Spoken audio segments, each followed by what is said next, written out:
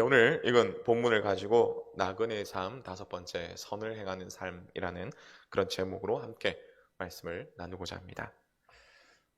여러분, 사람들은 이렇게 말하죠. 착하게 살아야 한다라고 말합니다. 그러기에 사실 우리는 이런 질문을 할 수밖에 없습니다. 왜 착하게 살아야 됩니까? 왜 선하게 살아야 됩니까?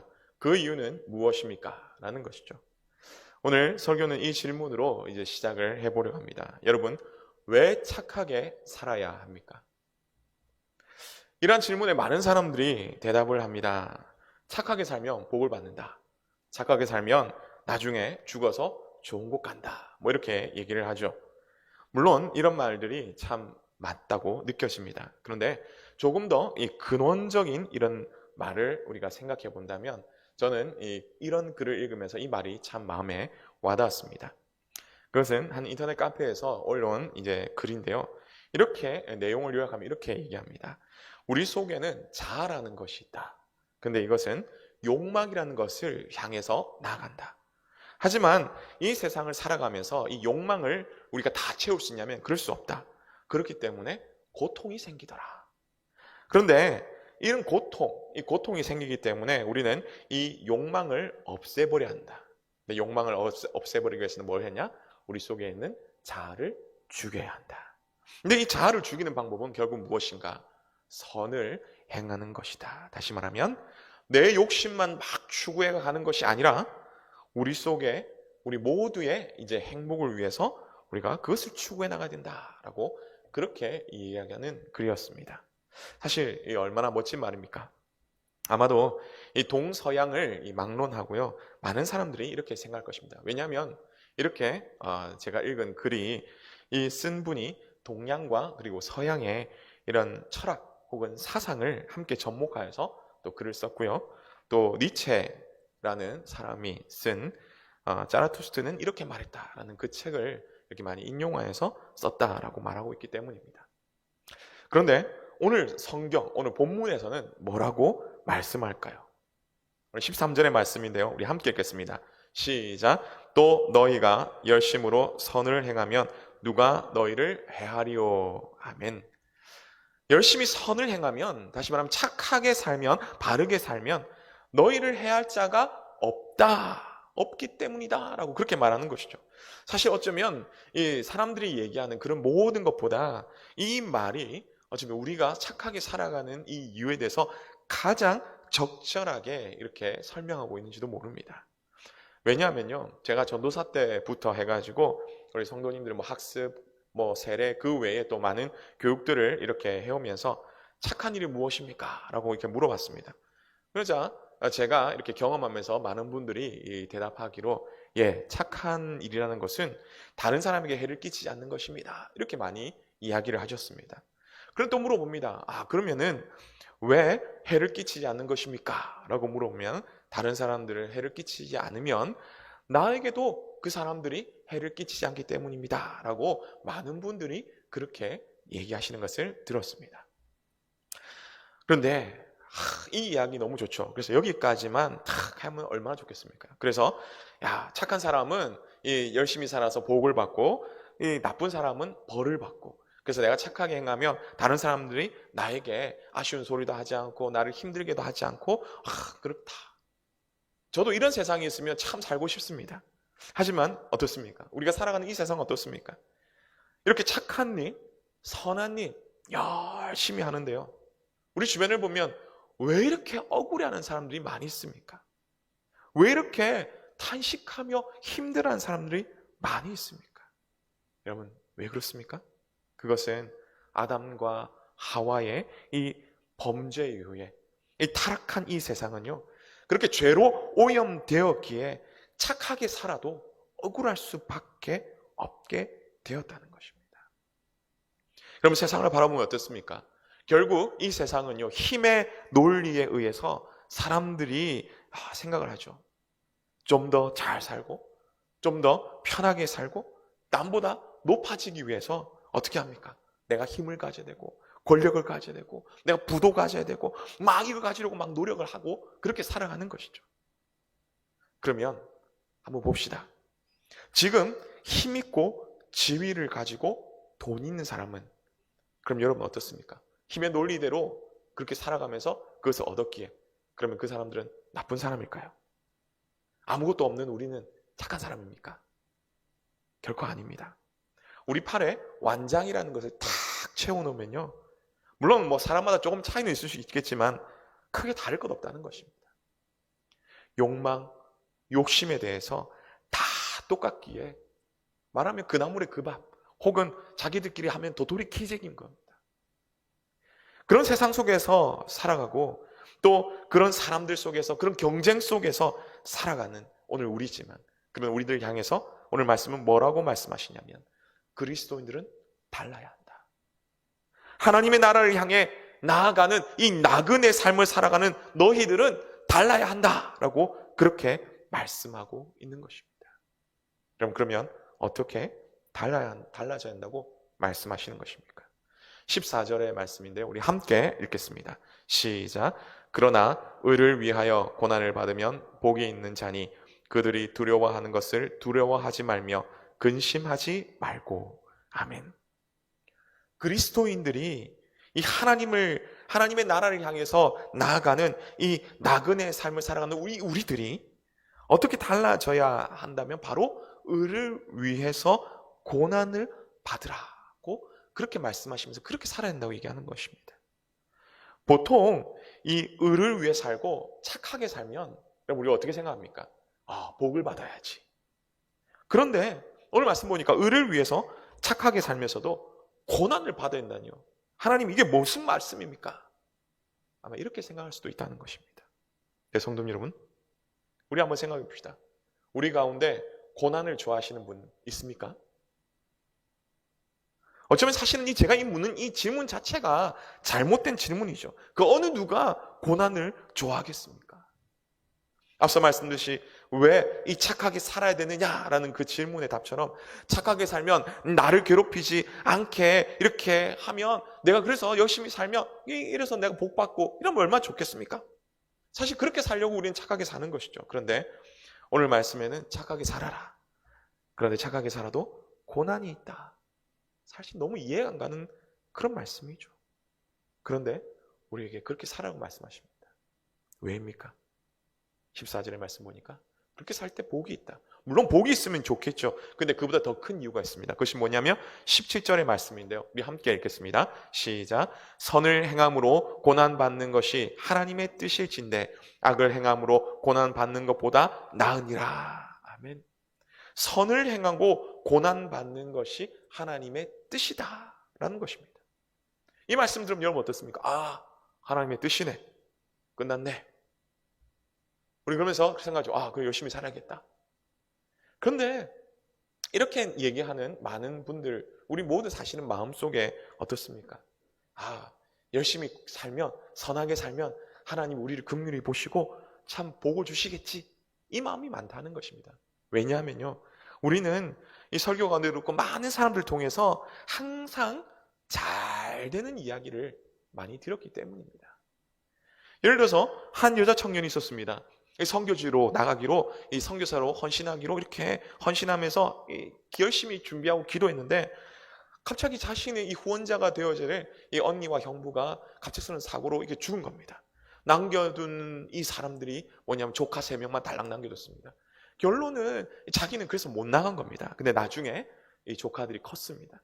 그래서 자기가 1명 나갈 걸 이 나중에 조카들이 헌신해서 3명이 나왔다. 우와, 잘 됐다. 이런 얘기 많이 들어보셨죠? 교회를 건축하는 데에 어느 노처녀가 있었습니다. 나도 참 힘든 상황인데 내가 결혼하려고 10년 동안 모은 이 혼수 비용, 이걸 모두 다 하나님께 드려야겠다. 근데 이렇게 헌금했더니 어떻습니까? 나중에 좋은 사람과 만나고 또 결혼도 하고 집도 장만하고 그렇게 행복하게 살았더라. 뭐 그런 이야기를 듣게 되는 것이죠. 그뿐입니까? 가난한 시절 어릴 때부터 정말 하나님을 위해서 열심히 11조를 했더니 거부가 되었더라. 록펠러 이야기. 뭐 이런 것들을 우리가 많이 듣고 삽니다.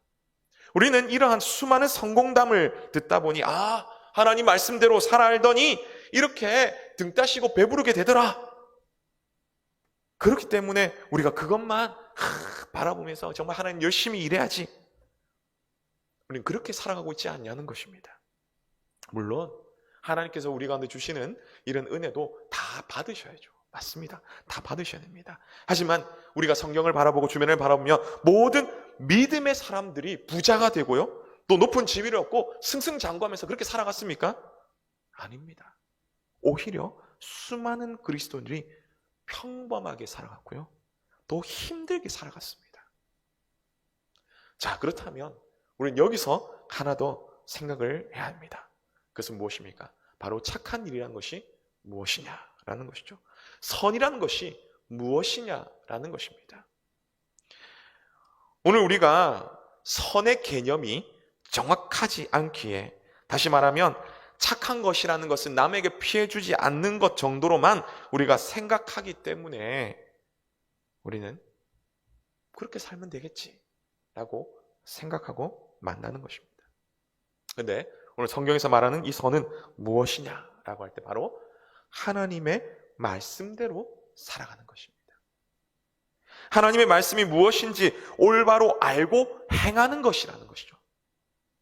이것이 마태복음 5장 13절에서 16절에 말씀하듯이 소금과 빛의 삶을 살아가는 것입니다. 여러분, 이러한 삶은 어떠한 삶일까요? 여러분, D.L. 무디를 아실 겁니다. 1800년대 이 미국 침례교 이 교회에서 평신도 설교자였던 분입니다. 그가 섬기는 교회의 이 교인 가운데에 이 양조장, 이 술을 만드는 그런 공장이죠. 그것을 이 크게 짓고 이 개업 예배를 드리게 된 그런 성도가 있었습니다.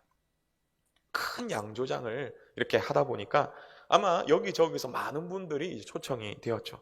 그래서 양조장 이 사업이 잘 되게 해달라고 기도도 하고요, 또 설교도 하시고, 또 그리고 축사도 하시고. 그래서 이제 그 끝부분에 이 축복 기도 시간이 있는데, 이때 이제 D.L. 무디가 이 순서를 맡게 된 것입니다. 그래서 강단에 나갔습니다. 그리고 이렇게 기도합니다.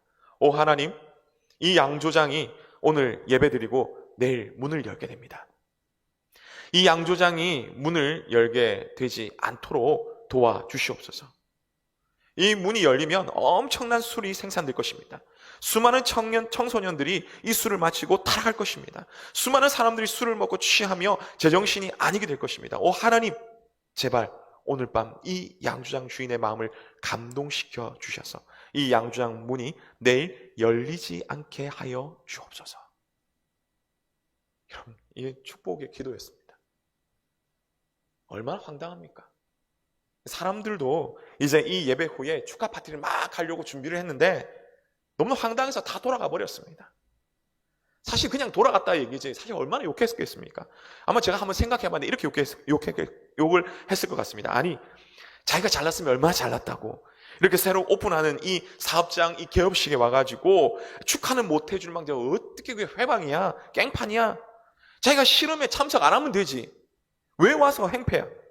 신앙이 좋아서 열심히 설교하고 돌아다닌다는데, 아니 다른 목사님들도 가만히 계시는데, 아니 자기는 목사도 아닌데 뭐 사람이 저래? 여러분, 그렇게 하지 않았을까요?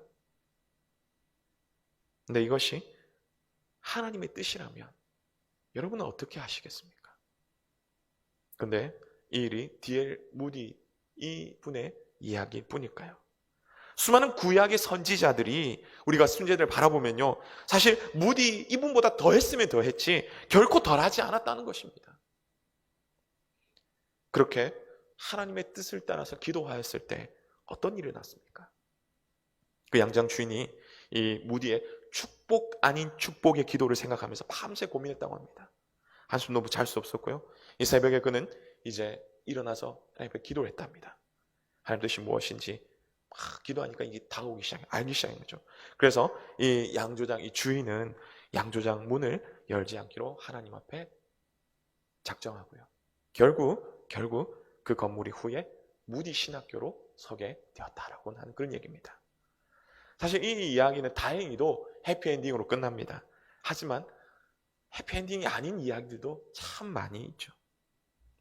여러분, 오늘 우리도 이렇게 하나님의 뜻을 따라 선을 행하며 고난을 받아야 합니다. 그렇다고 다른 사람들 마음이 아프게 하는 막말을 하라, 그런 말은 아닙니다. 죄로 오염된 이 세상 가운데에 무엇이 옳고 무엇이 잘못되어 있는지는 우리가 분명히 알고 분명히 전해야 한다는 것이죠. 예를 들면 오늘날로 우리가 적용해 본다면 이런 포괄적 평등법, 인권법이라는 그 이름 아래 추진되고 있는 이 동성애 옹호 경우가 있습니다. 물론 그리스도인들은 차별이나 그런 데서 좋아하지 않습니다. 오히려 우리는 평등을 찬성을 하죠. 인권 역시 마찬가지입니다. 인권도 우리가 존중되기를 그렇게 바랍니다. 또한 이 동성애자들 경우에 우리가 그들을 바라볼 때 우리 어떻게 바라봅니까? 아, 이상하다 이런 것보다는 그들도 아픈 사람이며 우리가 받아주어야 될 사람으로 우리는 생각해야 되는 것이죠. 그러나 분명히 성경에서는 말씀하고 있습니다. 동성애는 죄다라는 것이죠. 그러기에 우리는 아닌 것은 아니다라고 할 수 있어야 하는 것입니다. 요한복음 8장에 보면요, 가늠하다 현장에서 잡혀온 그 여인에 대해서 예수님께서 말씀하신 것처럼 어떻습니까? 나도 너를 정죄하지 않는다. 예수님도 그 여인에 대해서 어떻게 평가하지 않으셨습니다. 하지만 가서 다시는 죄를 범하지 말아라 라고 말하고 있는 것이죠. 이 말씀처럼 우리도 이런 사람들에서 정죄해서는 안 됩니다. 그들을 받아들여야 됩니다. 그들을 사랑해야 됩니다. 그러나 동성애자들 역시 그것이 하나님 앞에 죄임을 깨닫고 회개하고 돌아와야 된다는 것이죠.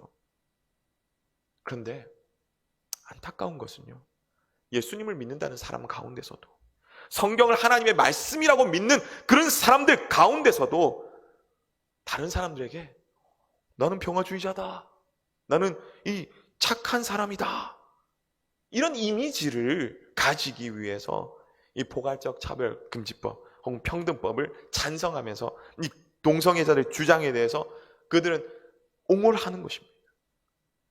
물론 우리 안에서는 안 계시겠죠. 우리는 하나님의 말씀이 우선이 되어야 한다는 것을 반드시 기억하시기를 바랍니다. 예, 아멘이 작습니다. 반드시 기억하시기 바랍니다. 예, 고난받기 사실은 그런데 두렵습니다. 고통스럽습니다. 하지만 우리는 알아야 될 것은 결국 진리는 승리하고 하나님이 승리하십니다.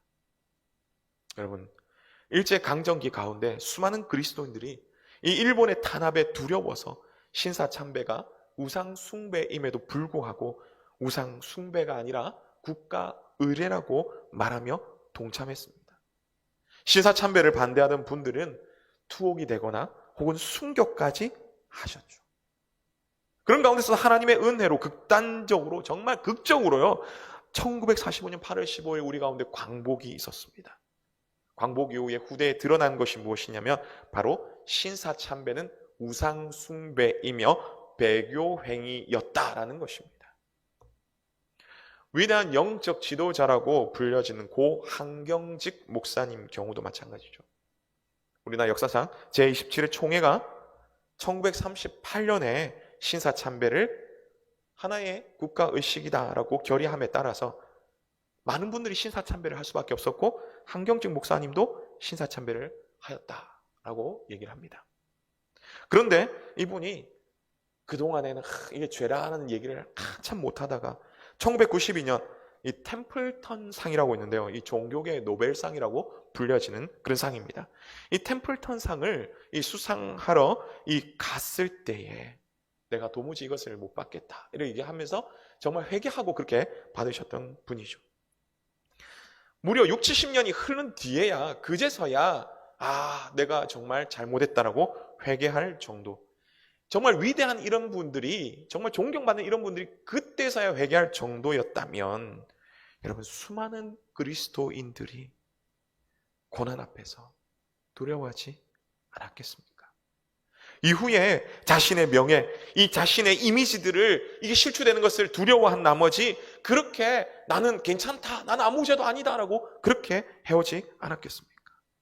여러분, 선을 행하다가 우리는 고난받는 것이 사실 너무 두렵습니다. 어렵습니다.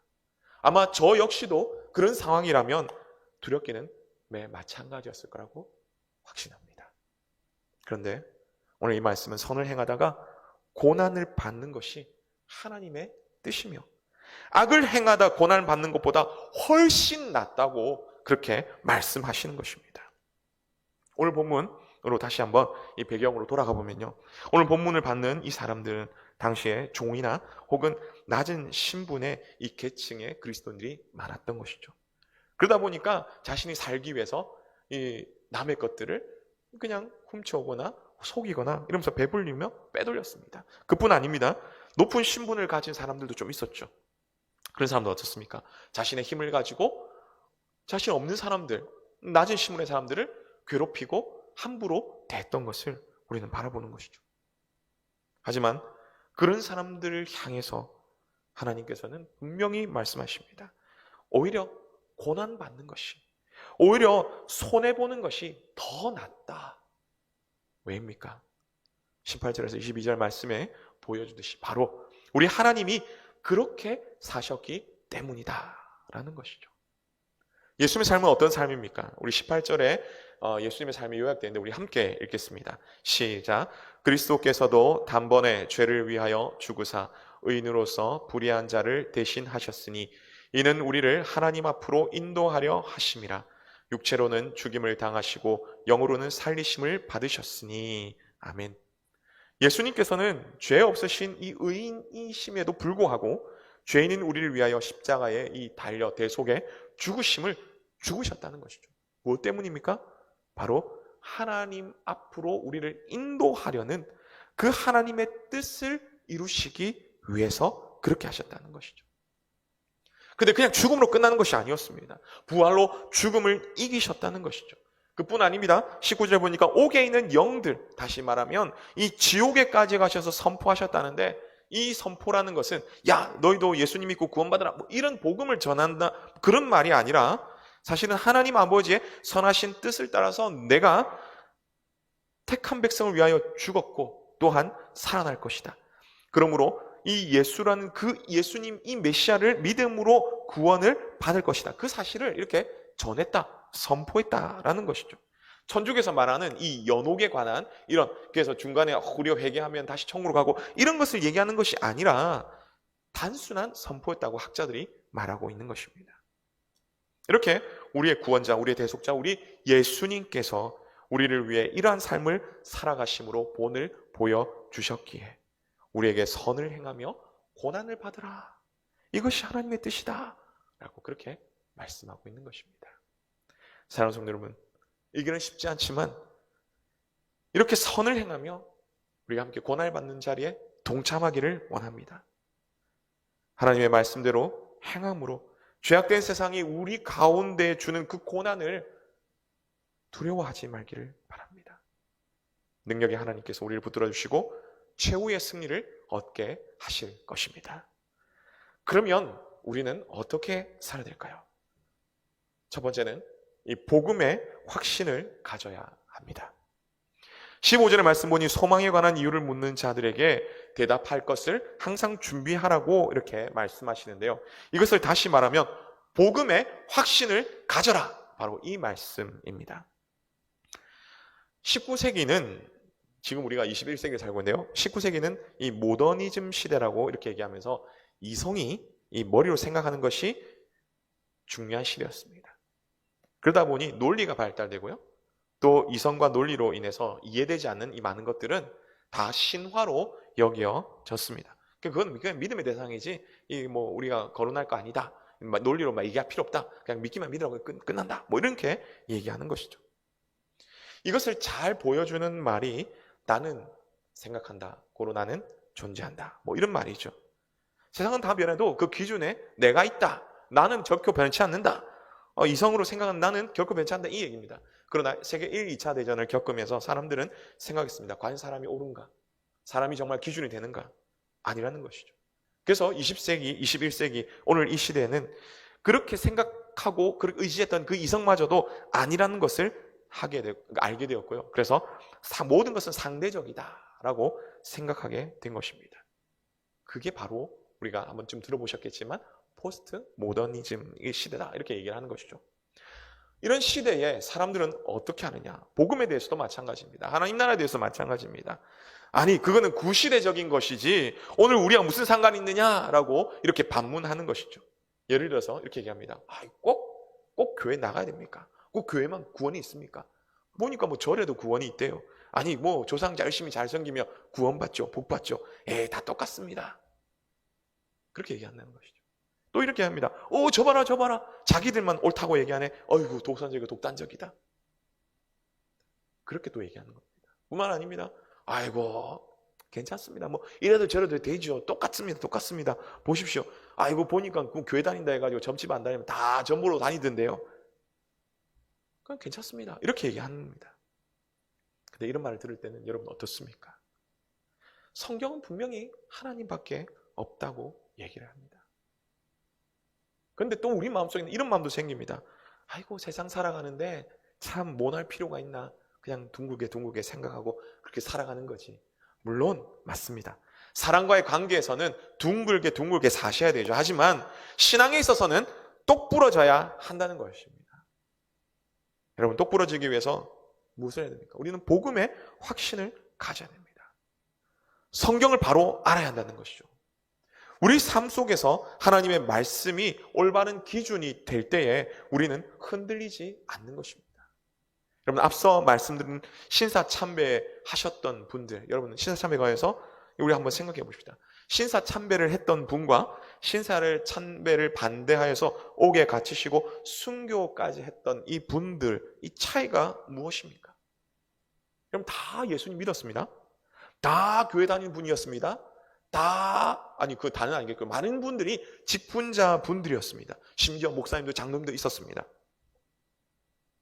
근데 결론은요, 그 가운데에 중심은 하나님의 말씀이 있느냐 없느냐는 것이죠. 아니 하나님 말씀이 없지는 않겠죠. 하나님이 그 마음속에 강하게 역사를 하고 강하게 기준이 되느냐, 아니면 하나님 말씀 분명히 있음에도 그것이 그냥 다른 것과 막 엉켜가지고 이것도 저것도 다 기준이 똑같은, 뭐 우리 하나님 말씀이 더 못한 그런 상황이 되지 않느냐라는 것입니다.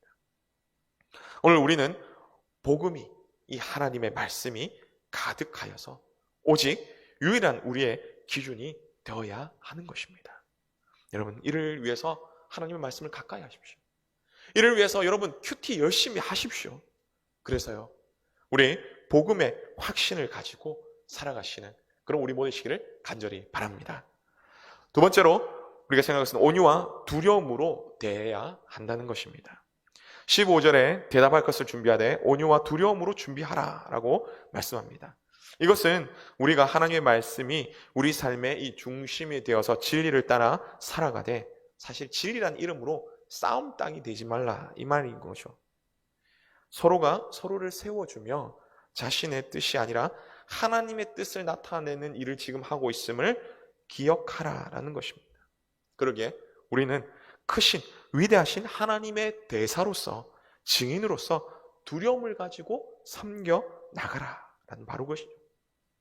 요한계시록 2장에 보면요 에베소 교회가 나오는데, 에베소 교회가 바로 그런 경우입니다. 악한 자들을 용납하지 않으려고 진리의 말씀으로 열심히 살았습니다. 그러다 보니 이 사람 저 사람 정죄하게 된 것이죠. 결국 서로에게 남은 것은 불신뿐이었습니다. 사랑이 없는 그런 상황에 이르게 된 것이죠. 그래서 하나님은 그런 에베소 교회를 바라보시면서 처음 사랑을 회복하라, 그렇게 말씀하시는 것입니다. 오늘 우리는 복음의 확신을 가지고 말씀대로 살아가되 서로를 세우며 온유함으로, 또한 하나님의 대사라는 것을 기억하며 그렇게 나가야 되는 것이죠. 허튼 소리 하지 않고 정말 두려움으로 그렇게 살아가야 되는 것입니다. 그렇게 살아갈 때 마태복음 5장 이 팔복에서 온유한 자는 복이 있나니 그들이 땅을 기업으로 받을 것이며 라고 말씀을 하시는데요, 실제로 땅을 기업 받는 것, 그것도 있습니다만 그만큼 우리의 선한 영향력이 커져가면서 하나님께서 우리를 높여주시고 많은 일들을 우리에게 감당하게 하실 것이라는 바로 그런 약속인 것이죠. 그렇게 싸움닭이 아니라 하나님의 뜻을 나타내는 선한 일꾼이 되시기를 간절히 바랍니다. 다음으로 마지막으로 세 번째는 선한 삶을 살아야 합니다 라는 것입니다. 결국 하나님의 말씀이 우리 삶의 기준이 되며 하나님의 대사로서 두려움으로 또한 싸움 따기 아니라 온유함으로 행하는 것. 그것은 이론이 아니라 삶으로 나타내는 것입니다. 그 삶은 바로 세례를 받은 자의 삶인 것이죠. 오늘 함께 이 예배를 드리는 많은 분들이, 오늘 우리 가운데 계신 분들이 다들 세례를 받으셨을 줄 압니다. 그러기에 세례를 받은 자의 삶, 이 무슨 말씀을 하는 겁니까? 아마 생소할 수도 있는데요. 20절에서 21절의 이 말씀을 보면 우리가 알 수 있습니다. 구약에서도 그렇고 이 신약 성경의 배경에서 볼 때 이 물이라는 것은 죽음을 말합니다. 물은 죽음을 말하는 것입니다. 그런데 놀랍게도 이 노아의 방주의 사건에서 오늘 말씀 보니까 물은 사실 이 하나님을 믿지 않는 많은 사람들을 죽음으로 이끄는 것이죠. 근데 이 죽음을 넘어서 어떤 일을 했냐? 방주를 떠오르게 하는 그런 일을 했다라는 것입니다. 노아 방주 밖에 있는 사람들에게는 죽음이 이르렀지만 오히려 그 물을 통해서 노아 방주 안에 있던 그 노아와 노아 가족들에게는 구원에 더 크게 은혜를 입는 그런 경험을 하게 되었다라는 것입니다.